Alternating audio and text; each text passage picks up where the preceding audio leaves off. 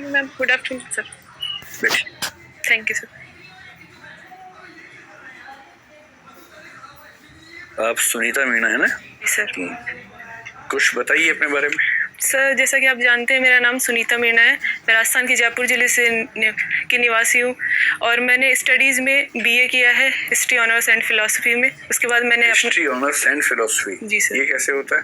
मेरा ऑनर्स तो एक ही विषय में होता है शायद। सब्सिडरी मेरा फिलोसफी। अच्छा ठीक है। जी सर। उसके बाद मैंने एमए किया और मैं पिछले 3 साल से इनकम टैक्स डिपार्टमेंट में एज ए इंस्पेक्टर काम कर रही हूँ। एमए किस विषय में किया आपने? सर हिस्ट्री में। एमए हिस्ट्री में किया।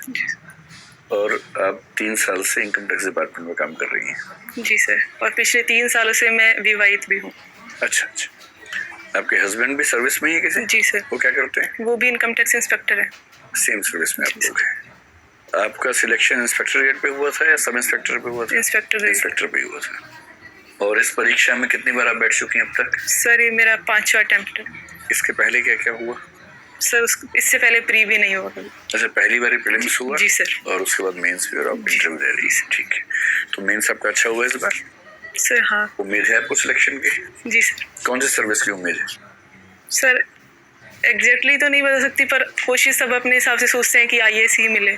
आईएएस मिले। और आपकी प्रेफरेंसेस क्या हैं आईएएस के बाद? सर उसके बाद आईआरएस। आईपीएस नहीं? नहीं सर। क्यों?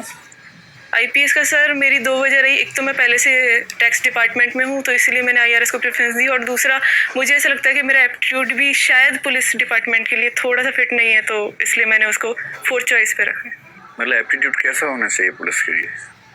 एप्टीट्यूड सर, मैं थोड़ा शांति प्रिय अपने आप को जैसे मैं समझती हूँ, इस तरीके की चीज़ों में अपराधियों से डील करना शायद मैं इतना अच्छे सही ढंग से नहीं कर पाऊंगी, इतना होना चाहिए। पुलिस तो सबसे ज्यादा शांति फैलाती है पूरे समाज में। आप चाहते हैं कि शांति कोई और फैला दे आपके लिए, फिर आप शांति से रह लें, न कि आप शांति पैदा करें समाज में। नहीं सर, ऐसा नहीं है, लेकिन पुलिस को कई बार ऐसी चीज़ों से डील करना पड़ता है जहां अगर उसके एप्टीट्यूड का व्यक्ति होगा तो वो ज़्यादा अच्छे से डील कर पाएगा। मैं शायद अपनी सर्विसेज के शायद साथ न्याय नहीं कर पाऊँ, तो इसलिए जैसे किसी को मारना पीटना हो तो आप शायद नहीं कर पाएंगे। जी सर, थोड़ा मैं या एनकाउंटर करना पड़ जाएगा कभी तो शायद नहीं कर पाएंगे, ये लगता है आपको? जी सर। ठीक है। और आपने फॉरेन सर्विस भी नहीं ऑप्ट की? मैं जिस बैकग्राउंड से आती हूँ वहाँ फैमिली को एडजस्ट करना मुश्किल होता मेरे लिए फॉरेन सर्विसेज में, इसलिए मैंने ऑप्ट नहीं किया। अच्छा, फैमिली का मतलब आप अपने हस्बैंड की बात कर रही हैं? हस्बैंड, मेरी सास, और वो मतलब सास शुरू से गांव में रही है। वो जयपुर आने तक में भी उनको थोड़ी हिचकिचाहट होती है, तो बाहर मेरे साथ जाना। और फिर मेरे हस्बैंड अकेले उनके संतान है, तो मैं समझती हूँ। मान लीजिए आप आईएएस बन गई, आईआरएस बन गई, आपके हस्बैंड तो इंस्पेक्टर हैं, तो ऐसा तो नहीं कि इससे आपका वैवाहिक जीवन खराब हो जाएगा? नहीं सर, मैं फुल कॉन्फिडेंट हूँ, हमारी अंडरस्टैंडिंग काफ़ी अच्छी है, तो ऐसा कोई इशू नहीं है। ऐसी 2 फिल्मों के नाम बता सकती है जहाँ ऐसा ही हुआ था कि वाइफ हस्बैंड से आगे निकल गई थी और उसके बाद चीजें ठीक चल नहीं पाई?